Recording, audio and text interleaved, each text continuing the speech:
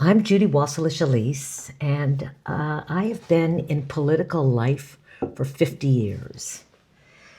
I've had the privilege of working with all kinds of community groups and organizations across this country who believe in women's equality, and I take inspiration from those who came before me, and I hope that in my time in politics, have left a bit of a legacy and hope for women to come after me.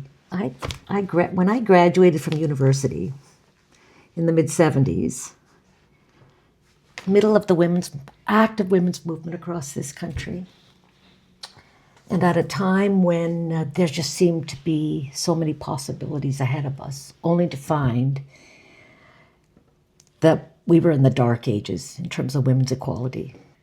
Having been to university where there were so many great professors who talked about feminism and political activism and gave models of equality and social democracy, I thought it would be just a short distance before I would be entering that world of true equality and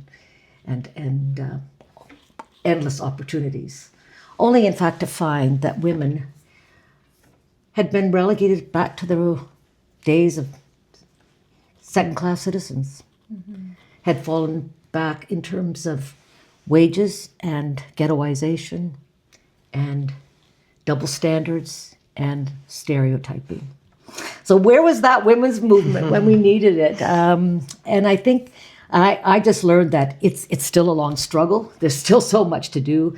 And I took hope from the fact that there was a base to work from, and that it was our job to transform government and to work with those who really understood the obstacles to women's equality, especially the obstacle of lack of childcare and a lack of an understanding of what family policy really should be about, which is the acknowledgement that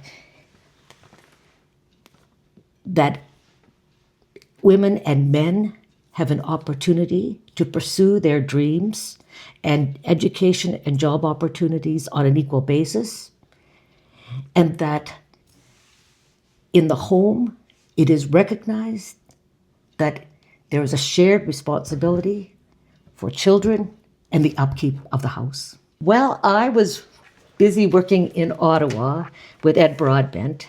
Muriel Smith and Myrna Phillips are in Manitoba, trying to deal with the rollback of women's equality by the Conservative government at the time, and working hard to put in place policies that would drive the NDP and when it became government, and take it into that realm, into that possibility of true equality for women and all the supports that were necessary in order to ensure we could advance towards women's full equality in all aspects of our society. We needed to have a not-for-profit, quality, national, and a childcare system that is replicated across the country. When it became time for me to move from the federal scene to provincial in order to work with the new NDP government in 1981, I was obviously fortunate to land in a province that had done that homework and had worked with women's organizations and had promoted solid policies in the areas of childcare, matrimonial property laws, pensions, gender parity, pay equity, and so on. So it was just a dream to be able to come to Manitoba, having worked with Ed Broadbent, who had become quite a strong feminist, and then to have a premier who seemed to really get it, who really understood the importance of implementing the policies that the women's organizations and the NDP women's committees had formulated.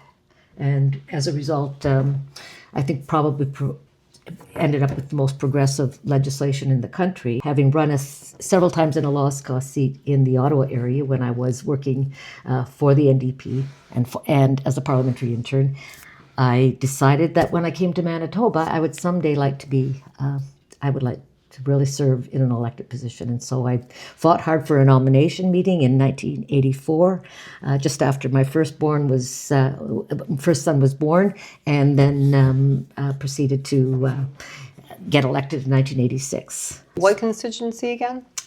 I was the member for St. John's in the north end of Winnipeg, a wonderful constituency with so many activists and his, pioneers in the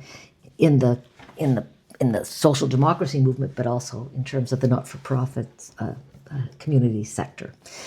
I was really lucky to have been elected and to have a chance to serve in a government.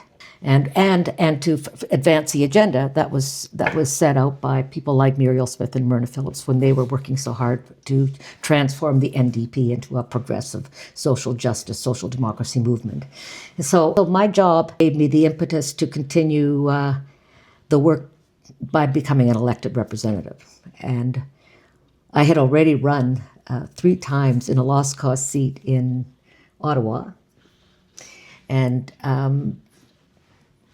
was not about to continue to simply be a token candidate for the NDP, but to play a major role at the electoral level. I'm so grateful for the work of Dorothy Dudick and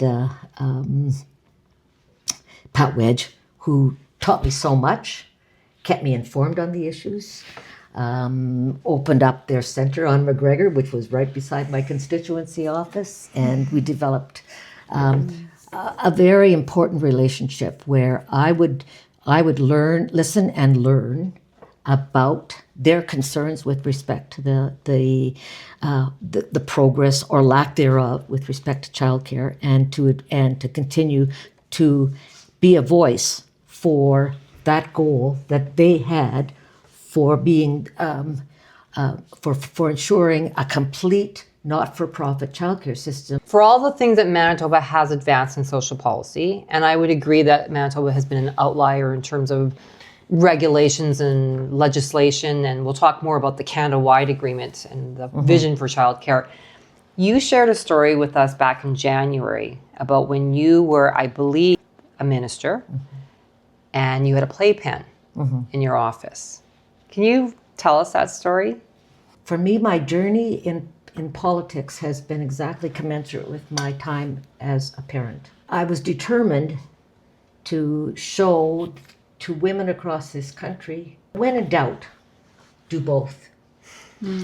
Women's rightful place is in the political realm, and we have to take our places no matter how much bias we face and how many obstacles there are, but to fight and be an example to other women of how it is possible to do both. In government, in opposition, I was, third-party opposition to official, to a minister, to a deputy leader, and all of that was because there was a movement around me, a women's movement and a childcare movement here in Manitoba that said that is important. So I tried to emulate, I tried to be an example to other women. And when I was elected as a minister, my son Nick was 2 years old at the time and was lucky enough to have a spot in a wonderful not-for-profit childcare Care for Kids co-op. But I also knew that my job was often 12-hour days and longer, that it was hard to juggle parenting and mothering when you're that busy. So I put a playpen in my office so that he would come for visits. Ron, my husband, would bring Nick after daycare to the legislature to be a part of my late meetings and supper hour events and toing and froings in the political arena. And that made, for some reason, that undertaking became a bit of got some press coverage, and there was a photo in the media poke away at my role and suggested, and one actually publicly suggested that I was a high-priced babysitter, which was awful at the time, but it also gave me an opportunity to address that stereotyping and that sexism in that direct way. And I was able to stand up in the House and say, on behalf of all working women, I, I, I am grateful for the childcare that my son has, and I'm also a good parent, and I'm also juggling work and family responsibilities.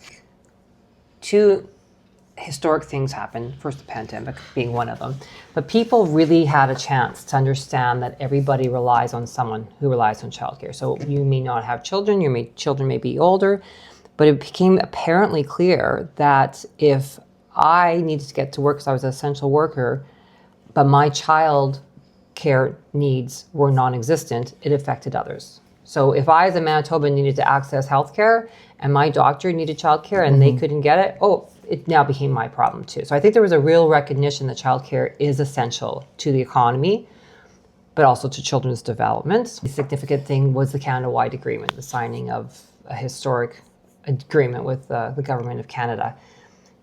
Manitoba has been an outlier in early learning and childcare. If I were to ask you, what is your vision for early learning and childcare, or your greatest hope in Manitoba for early learning and childcare? My dream is for a system where women are given every opportunity to seek equal employment and education opportunities, and to have a recognition from governments and society as a whole that the responsibility for care of children is not theirs alone. It is a shared partnership.